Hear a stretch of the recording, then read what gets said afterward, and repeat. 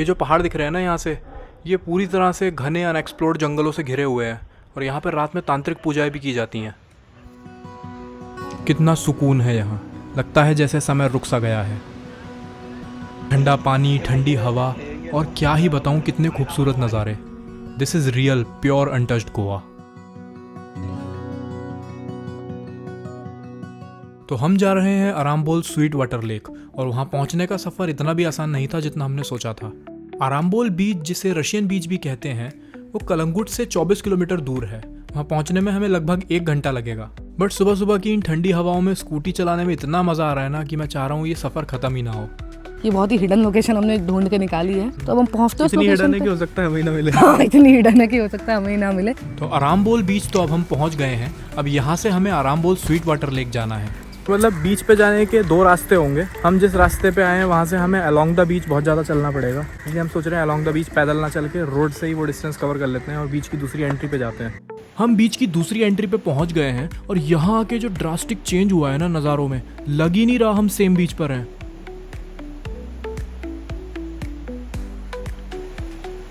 हम अराम्बोल बीच के and point पे तो पहुंच गए हैं, लेकिन अब स्वीट लेक की तरफ जाने के लिए हमें ये कैफेज और ये रॉकी बीच को ओवरकम करना होगा। बड़ा अजीब सा रास्ता नहीं लग रहा है ना? यही है रास्ता पक्का। तो इन्हीं कैफेज और मार्केट के बीच से होते हुए आपको अराम्बोल बीच के एंड से स्वीट वाटर लेक तक जाना होगा। और यही तो यहाँ का सबसे बड़ा बोनस पॉइंट है। इतने बेहतरीन और खूबसूरत कैफे हैं और बहुत ही ज़बरदस्त मार्केट। तो मेरा तो यही सजेशन रहेगा कि जाते समय आप अपना फेवरेट कैफ़े पिक कर लें और आपको किस दुकान से शॉपिंग करनी है आप बार्गेनिंग करते हुए चले जाएं। फिर स्वीट वाटर लेक से लौटते हुए आराम से अपनी फेवरेट दुकानों से शॉपिंग करें और अपने फेवरेट कैफ़ेज में चिल आउट करें। ओ भाई, ये क्या है?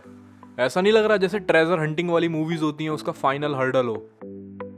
तो काफ़ी चलने के बाद फ्ली मार्केट ख़त्म हुई और अब हम पहुंच गए हैं अराम्बोल रॉकी बीच पर।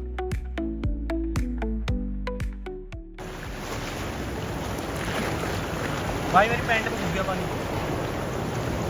हाँ? क्या करके? हैं? इधर तो देखो क्या करके चल इतना सा बस 1 किलोमीटर भी नहीं चले मुश्किल से। अराम्बोल बीच का जो ये लास्ट वाला पोर्शन है ना, ये बाकी बीच से आइसोलेटेड है और यहाँ का क्लास थोड़ा सा अलग है। यहाँ पे फॉरेन वाले बीच की फीलिंग आ जाती है। पहुँच गए फाइनली। बहुत गर्मी हो रही है। हाँ, ये भी बताओ। तुमने क्या, तुम तो पीछे पीछे आ रही हो। पीछे पीछे आ रही हो तुम तो। बोल मैंने पहुंचवाया है। हाँ गाइस, इसने पहुंचवाया है। मेरी बीवी ने पहुंचवाया है, रास्ता मेरे को तो मिल ही नहीं रहा था।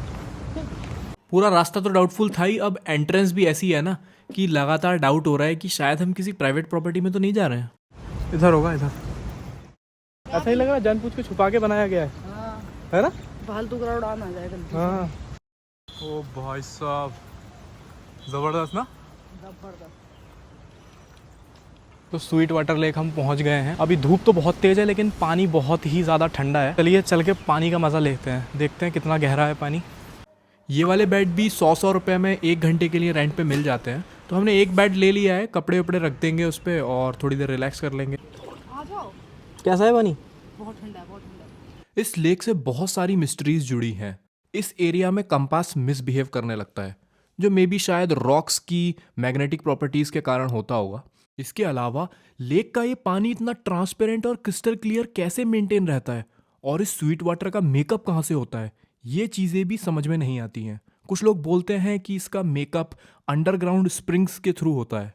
जो लाइफ गार्ड हैं वो भी पूछ रहे हैं कि स्विमिंग आती है नहीं आती है। हमने तो झूठ बोल दिया कि आती है, इसी वजह से हम 4-5 मीटर से आगे जा नहीं रहे हैं। कुछ करो तो।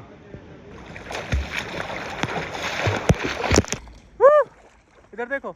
हाँ, ऊपर एक पहाड़ी के ऊपर एक बड़ा सा ओम बना हुआ है। उसे देख के मेरे को याद आया, अराम्बोल के आसपास जो ये पहाड़ है ना, इनके जंगलों के लिए कुछ कहानियाँ फेमस हैं। लोकल्स बताते हैं कि आज भी रात में वहाँ पे तांत्रिक पूजाएं होती हैं। यहाँ पे एक ट्रैक तो है जंगल में, हम ढूंढने की कोशिश करेंगे। वैसे जितनी मुश्किल हमें इस लेक को ढूंढने में हुई है, मुझे लगता नहीं है हम उस ट्रैक को ढूंढ पाएंगे। तुम्हें लग रहा है क्या? नहीं, मुझे तो चांसेस नहीं लग रहा है। लगता नहीं है। इस जगह की खूबसूरती सनसेट के साथ ही ढल जाती है।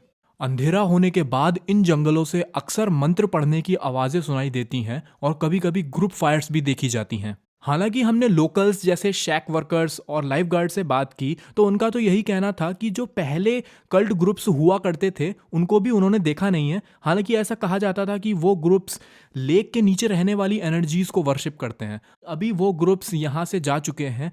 अभी आजकल में जो फायर दिखाई देती है या जो आवाज़ें सुनाई देती हैं वो मोस्टली फॉरेन ट्रेवलर्स की गैदरिंग और ड्रम सर्कल्स की होती हैं। वही बहुत होगा स्वीट वाटर लेक में रहता है। बताना हाँ लगता है यार, अभी तक का 2 दिन का सारा एक्सपीरियंस एक तरफ और इस लेक में नहाने का एक्सपीरियंस एक तरफ। गाइस फर्जी स्विमिंग देख लो आप भी। थोड़ा पीछे तो जाओ। पीछे ही हूँ मैं। खत्म हो जाएगी कितने में? दिखाओ फिर, साइड से बनाता हूँ वीडियो।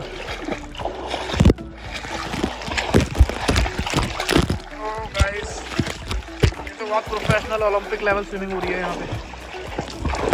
चलेंगे आप? चलो। लेक से वापस अराम्बोल बीच आने वाले रास्ते में बहुत सारी मार्केट है और बहुत सारे क्यूट से छोटे छोटे कैफे हैं जो सारे सी फेसिंग हैं। ओ भाई चीज पुल देखो। और व्यू तो आप देखते रह जाएंगे।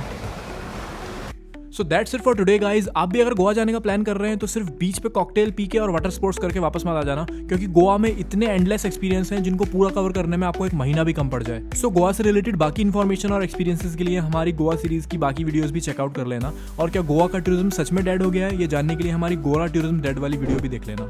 और जाते जाते सब्सक्राइब कर जाओ यार, बड़ी बेइज्जती होती है कोई सब्सक्राइबर काउंट पूछ लेता है तो।